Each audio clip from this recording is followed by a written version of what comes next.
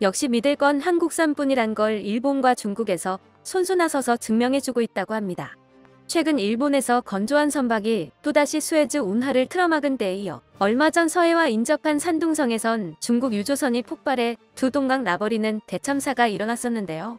덕분에 안 그래도 바닥을 치고 있던 두 국가의 조선 신뢰도가 끝을 모르고 추락하고 있다고 합니다.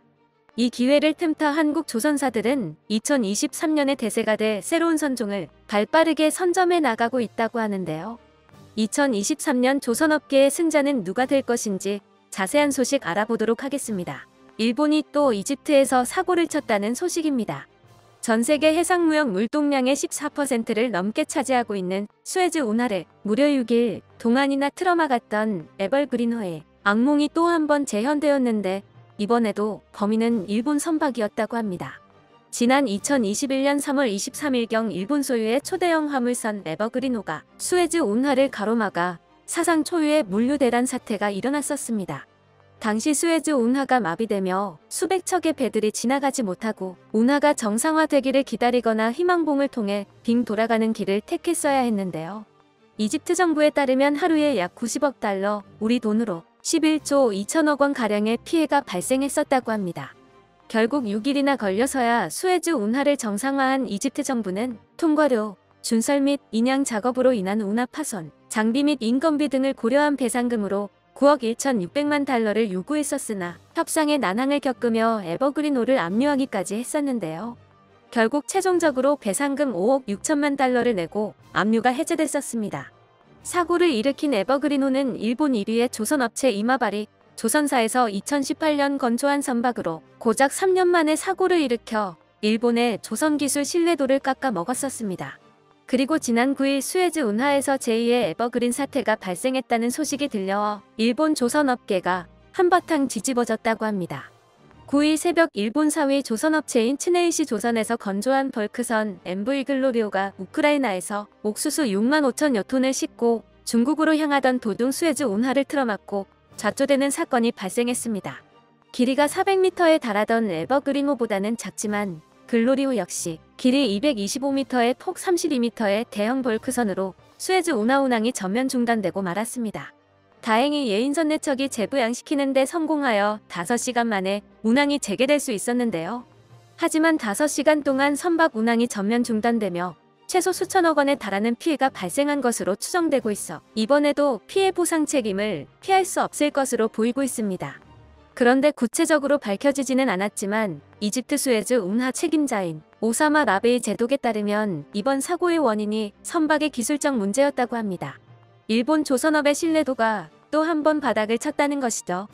게다가 사고 선박의 제조사인 츠네이시 조선은 2년 전에도 대형 선박 사고를 낸 적이 있었다고 하는데요. 2021년 9월 츠네이시 조선에서 건조한 화물선 크림슨 폴라리스호가 일본 동남부 앞바다에서 두 동강이 나버리는 충격적인 사고가 발생했었습니다. 당시 강풍에 휩쓸렸던 크림슨 폴라리스호는 암초와 충돌하여 화물창에 큰 균열이 발생했고 결국 두 동강이 나며 침몰하고 말았었습니다. 선원은 전원 구조되었으나 약 1,700톤에 달하는 선박 연료가 흘러나와 인근 해역에 심각하게 오염됐었는데요. 게다가 제조사인 츠네이시 조선에서 자사해서 건조한 선박은 기름 유출을 방지하기 위한 이중선체 구조를 가지고 있다고 말했었으나 정작 사고가 발생하자 유출을 전혀 막아주지 못했었습니다. 한때 조선업계에서 정상을 차지했었던 일본이지만 기술력에서는 한국의 양에서는 중국에 밀리더니 계속되는 선박 사고로 신뢰도까지 바닥을 향해 추락하고 있습니다. 또한 민수 분야뿐만 아니라 군사 분야에서도 일본 조선의 신뢰도를 의심케 하는 사고가 얼마 전 발생했었는데요. 지난주 일본 해상자위대의 호위함 무라사메급 오버남 이나즈마함이 좌초됐었다는 소식 전해드렸었습니다. 스크류 부분이 파손되어 스스로 운항이 불가능한 상태여서 결국 예인선에 끌려 조선소로 보내졌는데요. 그런데 좌초된 이나즈마함이 실은 조선소에서 통상 정비를 마치고 시험항해에 들어간 지 단 하루밖에 지나지 않았었다는 사실이 드러났습니다. 게다가 사고 원인으로 선박의 기술적인 문제도 언급되고 있어 일본 조선소의 정비 과정에서 문제가 발생한 것이 아니냐는 지적이 나오고 있습니다.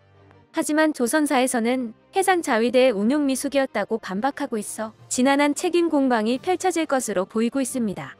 일본 조선의 신뢰도가 바닥을 치고 있는 와중 중국에서도 사고를 일으켜 가운데 바뀐 한국만 어이없게 만들고 있습니다. 지난 11일 서해와 마주보고 있는 중국 산둥성 앞바다에서 중국 유조선이 폭발하는 대형 사고가 발생했었습니다.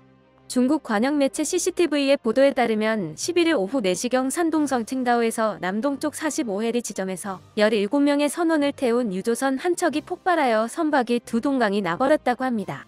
하필이면 폭발한 선박이 유조선이라 서해로 대량의 원유 유출이 우려되는 상황입니다. 그런데 사고에 대처하는 중국 당국의 태도가 논란이 되고 있습니다. 해류를 타고 서해까지 사고의 영향이 미칠 게 확실한 상황에서 한국 측에 제대로 된 정보를 공유해주지 않고 있는데요. 또한 현지에서 사고 수습이 제대로 이루어지고 있는지도 불명확한 상황입니다. 불행 중 다행인지 외신에 따르면 사고가 발생한 유조선은 비어 있었다고 하는데 이조차 중국에서 정확한 정보를 전달해주지 않아 여전히 대량의 기름 유출이 일어났을 가능성이 남아 있습니다. 그런데 한편에서는 이번 중국과 일본의 해상 사고가 한국 조선계의 호재가 될 수도 있다는 분석이 나오고 있습니다. 지난해 한국의 선박 수주율은 중국에 밀려 2위를 차지했었습니다.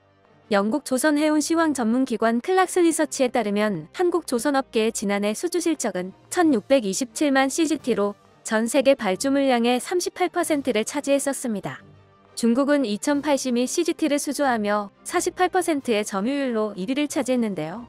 의외로 조선업계에서는 한국이 중국에게 밀렸다고 보고 있지 않다고 합니다. 업계 관계자는 연말 국내 조선사들이 수익성을 고려한 선별 수주에 각별히 신경을 쓰며 중국과 더 큰 차이가 벌어진 것으로 보인다고 말했습니다.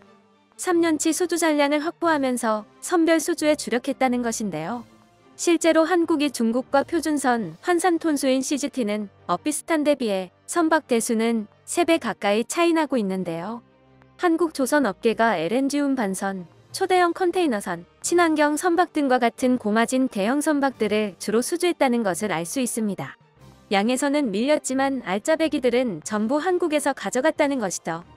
또한 올해 새롭게 대두된 선박 업계의 트렌드 변화로 한국조선이 2023년에도 강세를 보일 것으로 기대받고 있는데요. 얼마 전 그리스 선사가 지난해 발주한 컨테이너선을 유조선으로 변경했다는 소문이 돌아 조선업계에 이목이 집중되고 있습니다. 16일 노르웨이 해운 전문지 트레이드윈즈의 보도에 따르면 그리스 선사인 차코스에서 최근 현대중공업에 발주한 2800 TEU급 피더 컨테이너선을 15만 8천 DWT급 수에즈막스 유조선으로 변경했다고 합니다. 그런데 막상 현대중공업에서는 사실무근이라고 밝혀 오보였던 것으로 드러났습니다. 하지만 이번 루머가 단순한 헛소문이 아니라 현재 선박시장 상황을 반영한 것이며 실제로 적잖은 선사들이 선종 변경을 고민하고 있는 것으로 추측되고 있는데요. 새해 들어 업계에서는 러시아 우크라이나 전쟁으로 고유가 기조가 이어지면서 LNG 운반선과 함께 원유 운반선인 탱커가 내년 조선업을 이끌 거라 전망하고 있습니다. 업계 관계자는 유럽이 탈러시아를 위해 중동 미국에서의 에너지 수입을 늘리면 그만큼 선박 수요가 늘어나게 되고 팔로가 막힌 러시아 역시 유럽보다 더 먼 지역으로 수출에 나서야 하기 때문에 이전보다 더 많은 선박이 필요해진다며 대형 선사들의 노후선 교체 수요가 분명하다는 것도 긍정적 요인이라고 덧붙였습니다. 한국 조선업계는 이 같은 시류에 발맞춰 시장을 선점하기 위해 움직이고 있습니다. 최근 삼성중공업은 오세아니아 지역 선주와 3,466억 원 규모의 셔틀 탱커 2척에 대한 건조 계약을 체결했습니다. 삼성중공업이 셔틀 탱커를 수주한 것은 2020년 이후 거의 3년 만이자 지난해 조선 대형 3사 중 처음인데요. 셔틀 탱커는 해양 플랜트에서 생산한 원유를 육상기지까지 실어 나르는 선박으로 초대형 원유 운반선 대비 약 1.5배 이상 비싼 고부가 가치 선박입니다. 한국에서는 삼성중공업이 셔틀 탱커 시장에서 50%에 달하는 점유율을 차지하며 독보적인 세계 1위 자리를 유지하고 있는데요. 또 다른 빅3 조선사인 대우조선해양 역시 지난 9월 2020년 발주받았던 초고난도 셔틀 탱커 2척을 납기 내에 인도하는 데 성공하여 선박 건조 기술력을 증명해냈습니다. 뿐만 아니라 K조선은 중동 소재 선사로부터 5만 톤급 MR 탱커 4척을 수주했고 대한조선은 중대형 탱커인 수에즈막스급 원유 운반선 2척, 아프라막스급 원유 운반선 2척을 잇따라 수주하며 연초부터 유조선 발주를 국내 조선사들이 싹쓸이하고 있는 상황입니다.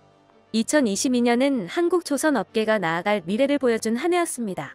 무섭게 치고 올라오는 중국 조선과 맞서기 위해 양보단질로 승부한 결과 대한민국이 고부가 가치 선박과 친환경 선박 부문에서 시장 점유율 1위를 차지하며 우리나라 조선사들이 세계 1, 2, 3, 4위를 연달아 차지했었습니다. 2023년 역시 험난한 한 해가 될 것으로 예상되고 있지만 파도가 거세게 칠수록 우리 조선업계의 저력이 발휘될 것이라 믿어 의심치 않습니다. 끝까지 시청해주셔서 감사합니다. 도움이 되셨다면 좋아요를, 다른 이야기도 궁금하시면 구독을 눌러주세요.